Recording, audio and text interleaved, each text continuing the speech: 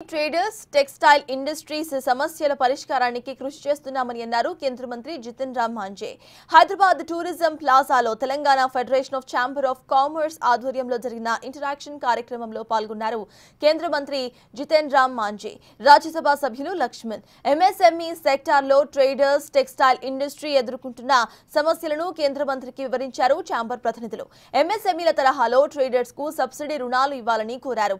GST slabs లో కూడా 5% చేయాలని కోరినట్లు ఛాంబర్ ప్రతినిధులు తెలిపారు.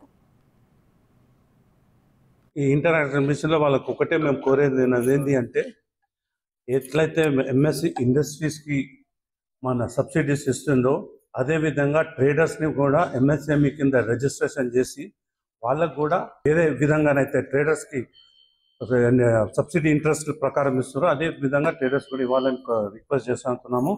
అదే కాకుండా బ్యాంక్స్ కూడా నాన్ కొలేటరల్ లోన్స్ ఎస్ఎంఈసీకి ఇస్తుంది.